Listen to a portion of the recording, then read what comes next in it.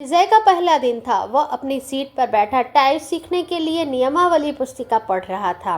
तभी उसकी निगाह अपने केबिन के गेट की तरफ गई। कजरारे नैनों वाली एक सांवली लड़की उसकी केबिन में आ रही थी। लड़की इतनी बगल वाली सीट पर आकर बैठ गई, टाइपराइटर को ठीक किया और टाइप करने में मशगूल हो गई। विजय का मन टाइप करने में नहीं लगा। वह किसी भी हालत में लड़की से बातें करना चाह रहा था।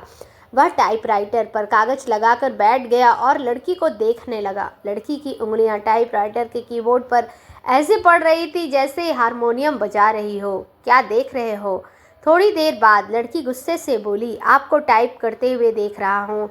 यहाँ क्या करने आए हो? टाइप सीखने। ऐसे सीखोगे? लड़की के स्वर में तल्खी बरकरार थी। मेरा नाम, आज पहला दिन है इसलिए मेरी समझ में कुछ नहीं आ रहा है।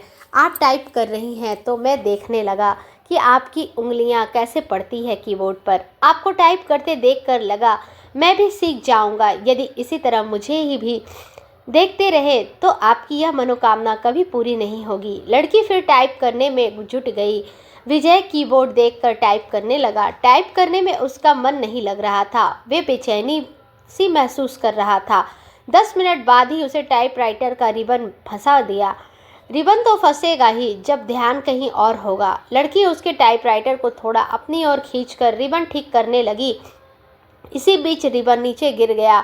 वह उसे उठाने के लिए झुकी तो उसके गले से चुन्नी गिर गई। रिबन उठाने के लिए विजय भी झुका था। उसकी निगाह अकस्मात ही लड़की के उरोजों पर चली गई। वह सकपका गया। लो, ठीक हो गया, लड़की ने कहा। उसकी चेतना लौटी। लड़की फिर टाइप करने में लग गई, लेकिन विजय का मन टाइप में नहीं लगा। वह लड़की से बात करने की ताक में ही लगा रहा। मन नहीं लग रहा है। अचानक लड़की ने उससे पूछा तो बाछे खिल गई। लगता है कि सीख भी नहीं पाऊंगा। आसार तो कुछ ऐसे ही दिखते हैं। आपका नाम? विजय ने बातें को बढ़ाने के लिए सवाल कर दिया। सरिता अच्छा नाम है, लेकिन मुझे इस नाम से नफरत है। क्यों? कोई एक कारण हो तो बताएं। यह कहते हुए सरिता अपनी सीट से उठी और पर्स कंधे पर टांगते हुए केबिन से बाहर निकल गई। विजय उसे जाते हुए देखता रहा। उसके जाने के बाद उसने टाइपराइटर पर डाली। टाइपराइटर उसे उदास लगा और दुनिया बदल गई। इसी दुनिया से विजय हवा में उड़ने लगा। रात को छत पर घूमने लगा, तारे गिनता और उनसे बातें करता। चांदनी रात में बैठकर कविताएं लिखता। गर्मी की धूप उसे गुनगुनी लगने लगी। दुनिया गुलाबी हो गई तो जिंदगी गुलाब सा फूल। आंखों से नींद गायब हो गई। वह ख्यालों ही ख्यालों में पैदल ही कई कई किलोमीटर घूम आता। अपनी इस स्थिति के बारे में उसने अपने एक दोस्त को बताया तो उसने कहा, गुरु तुम्हें प्यार हो गया है।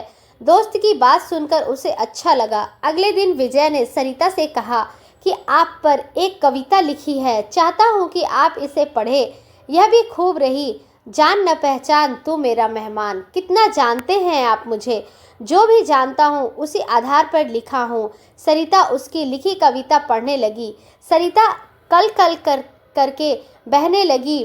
जलधाराओं लोगों की प्यास बुझाती, किसानों के खेतों को खींचती राह में आती है। बहुत बाधा फिर भी मिलती है। सागर से उसके प्रेम में सागर साहिल पर टकराता है। सिर उसके प्रेम की प्रगाढ़ता का प्रमाण। पूर्णमासी की रात में उठने वाला ज्वार भाटा सरिता की सो सागर है। सरिता के बिना रेगिस्तान हो जाएगा। सागर सागर के प्रेम में सरिता लांघती है पहाड़ पठार और मानव निर्मित बाधाओं को। कविता के नीचे उसने विजय की जगह सागर लिखा था। सरिता ने उसे देखा और कागज विजय की तरफ बढ़ा दिया। विजय ने कहा कि मैं चाहता हूं कि आप इसे टाइप कर दे, उसे छपने के लिए भेजना है। सरिता कुछ नहीं बोली, कागज को सामने रखकर टाइप करने लगी। विजय उसे देखता रहा। इस बात का आभास सरिता को भी था कि विजय उसे ही देख रहा है, लेकिन उसने कोई विरोध करने के बजाय पूछा कि आप कवि हैं। प्रतिदिन उसे 2-3 बार अपने शरीर पर घुमाए। सोमवार के दिन चांदी में बना सर्प का जोड़ा शिवलिंग पर चढ़ाए। नित्य श्री गणेश जी की उपासना करे। धैर्यपूर्वक ऐसा करने पर ही रोजगार प्राप्ति की संभावना बनेगी। विजय ने अभी तक उसके बताए हुए हर नुस्खे को आजमाया, लेकिन आज तक कोई संभावना नहीं बनी। शिकायत करने पर वह कह देता है कि आप पर भाग्यशेष शुक्र की महादशा चल रही है। शुक्र के बलवर्धन के लिए शुक्रवार के दिन 5:30 रति का ओपल चांदी में जड़वा कर दाहिनी मध्यमा में धारण करें। पंडित जी, मेरी कुंडली में प्रेम ही नहीं है न बहुत है।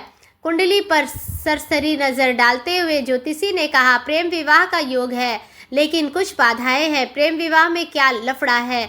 आप पर शुक्र की महादशा चल रही है जो अशुभ फलप्रद है। गोचर में भी आपकी राशि पर शनि के 7.5 चल रही है। शनि शांति के लिए प्रत्येक शनिवार कुत्तों को सरसों के तेल से बना मीठा पराठा खिलाएं। ग्रह शांति के उपरांत ही प्रेम में सफलता की संभावना बन सकती है। सब ढकोसला है। इतने दिनों में आप एक नौकरी के लिए मुझसे क्या क्या नहीं करवाते रहे। मिली नौकरी, साला चपरासी भी कोई रखने को तैयार नहीं बनाया हुआ। विजय ज्योतिषी के कमरे से निकल गया। घर पहुंचते ही मम्मी कहने लगी, तुम्हारे पिता ने लड़की पसंद कर ली है। उसके दोस्त की बेटी है, बीए करके नौकरी कर रही है। तो मैं क्या करूं? शादी कर लो। बिना नौकरी मिले यह नहीं हो पाएगा। फिर तो पूरी जिंदगी कुंवारे ही रह जाओगे। बीवी की कमाई खाने से तो कुंवारा रहना ही अच्छा है। कहते हुए विजय अपने कमरे में चला गया। जिंदगी आसान नहीं। एक सप्ताह एक सरिता टाइपिंग स्कूल नहीं आई। विजय रोज आता रहा और निराश होकर वापस घर जाता रहा। 8वें दिन सरिता के आते ही वह पूछा, एक सप्ताह आई नहीं, जिंदगी में बहुत दिक्कतें हैं। कहते हुए सरिता अपनी सीट पर बैठ गई। क्या हो गया? मेरी बहन जो बीए कर रही है किसी लड़के के साथ चली गई। दोनों बिना शादी के ही एक साथ रह रहे हैं। ऐसा क्यों किया? उसका कहना था कि यदि वह ऐसा न करती तो उसकी शादी ही नहीं हो पाती।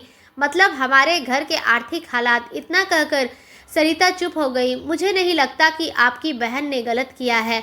आज की युवा पीढ़ी विद्रोह हो गई है।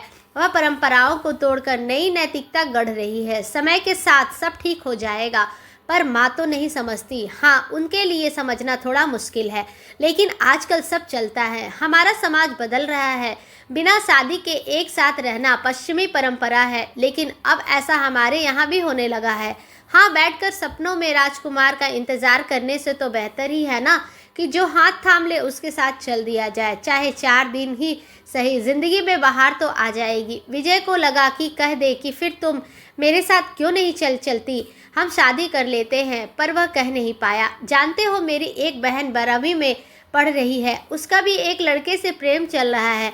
वे दोनों एक दूसरे से शादी करने को तैयार है। अगले साल बालिग होते ही शादी कर लेंगे। विजय के मन में आया कि कह दे कि अच्छा ही है, वह अपने आप वर खोज ले तो तुम्हें परेशान नहीं होगी। वैसे भी 5,000 रुपये की नौकरी में तुम कौन सा राजकुमार उन्हें दे दोगी। अच्छा है कि वह अपने अपने प्रेमियों के साथ भाग जाए। बातों बातों में एक दिन सरिता ने उसे बताया कि उसके पिता की मौत हो चुकी है। वह 3 बहन है, उसका कोई भाई नहीं है। बहनों में वही सबसे बड़ी है। वह एक ऑफिस में काम करती है और उसे 5,000 रुपये मासिक वेतन मिलता है। दूसरी जगह काम पाने के लिए टाइपिंग सीख रही है। विजय को अपने एक दोस्त के साथ घटी ऐसी घटना की याद आ गई। उसके दोस्त की एक बहन अपनी बड़ी बहन के अधेड़ से ब्याह देने के बाद प्रेमी के साथ भाग गई। उसके बाद उसका दोस्त गुस्से में उबल रहा था। तब विजय ने कहा कि शांत हो यार, वे दोनों जहाँ हो कुशल से रहें। उसके जो किया अच्छा ही किया। तुम कौन सा उसे राजकुमार से ब्याह देते? आखिरकार जिंदगी उनकी है, जीना उसे है, इसलिए निर्णय भी उसे ही लेना चाहिए। दोस्त के बड़े भाई ने भी विजय के बात का समर्थन किया था, लेकिन थोड़ा दार्शनिक अंदाज में कहा था कि होनी को यही मंजूर था। मैं भी सोचती हूँ कि एक बहन ने जो किया ठीक ही किया, दूसरी जो करेगी वह भी अच्छा ही है। जीवन यदि संघर्ष है तो करो। प्रेम से पति बना व्यक्ति भी धोखा दे सकता है। जीवन नरक बन सकता है और माता पिता का खोजा राजकुमार भी यही करता है, लेकिन माँ नहीं मानती, सोचती बहुत है और तबीयत खराब कर लेती है। पुराने जमाने की है। हद तो यह हो गई कि वह मुझसे कहने लगी कि तू भी किसी के साथ भाग जा। मैं उन्हें इस हाल में छोड़कर किसके साथ रो पड़ी। सरिता विजय की समझ में नहीं आया कि वह क्या कहे और क्या करे। स्थिति को सरिता समझ गई तो खुद पर काबू किया और फिर से टाइप करने लगी। 10 मिनट बाद सरिता उठी और बिना बोले ही चली गई। विजय की इच्छा हुई कि वह उसके पीछे पीछे चला जाए, लेकिन वह बैठा रहा और उसे जाते देखता रहा। मूसलाधार बारिश में बिजली का गिरना, आसमान के काले बादल घिर गए थे। इस कारण परिवेश में अंधेरा पसर गया था। रह रहकर आसमान में बिजली चमकी और बादल गरजते।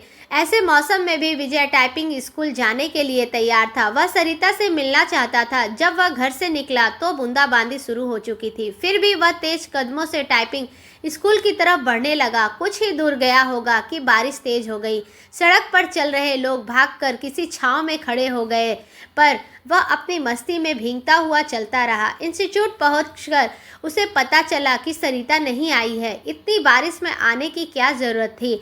मैडम ने विजय से कहा, आप नहीं समझेंगी, सब समझती हूँ, लेकिन अब सरिता यहाँ कभी नहीं आएगी। क्यों? आपको कैसे पता? उसका फ़ोन आया था। उसने कहा कि यदि आप आओ तो बता दूँ। वह कभी नहीं आएगी। विजय की आवाज़ किसी कुएं में से आती लगी।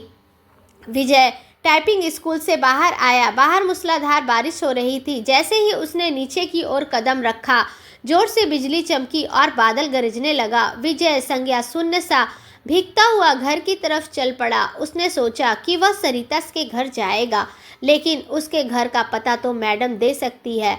यह सोचकर वापस पलटा, लेकिन तब तक टाइपिंग स्कूल बंद हो चुका था। भीगते हुए घर पहुंचा, तब तक उसका शरीर बुखार से तपने लगा। लगभग 15 दिन तक वह चारपाई पर पड़ा रहा। जब कुछ ठीक हुआ तो 20वें दिन टाइपिंग स्कूल पहुंचा। मैडम नहीं मिली। यह सिलसिला 15 दिनों तक चला। 16वें दिन उसे मैडम मिली। उसे देखते ही बोल पड़ी कि काफ़ी कमज़ोर हो गए हो। उस दिन बारिश में भीगा तो बीमार हो गया। विजय ने मैडम से सरिता के घर का पता मांगा तो उसने एक कागज़ पर लिखा और विजय को थमा दिया। मैडम को धन्यवाद बोलकर विजय चल पड़ा। वह आज ही सरिता से मिलना चाहता था। जब वह मैडम के दिए पते पर पहुंचा तो वहां ताला लगा था। पड़ोसी से पूछने पर पता चला कि सरिता यहीं रहती थी, लेकिन अब मकान बेचकर चली गई है। कई लोगों से पूछने के बाद भी विजय को उसका नया पता नहीं मिल पाया।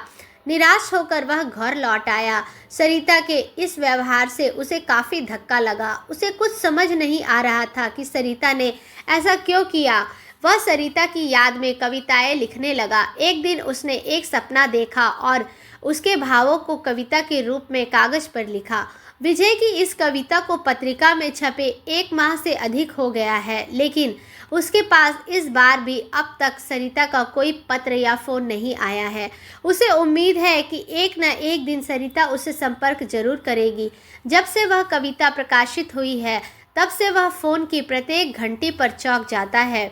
यही नहीं, हर रोज़ पोस्टमैन का बेसब्री से इंतज़ार करता है और जब उसके आने का समय खत्म हो जाता है तो वह उदासी से समुद्र में डूब जाता है। धन्यवाद।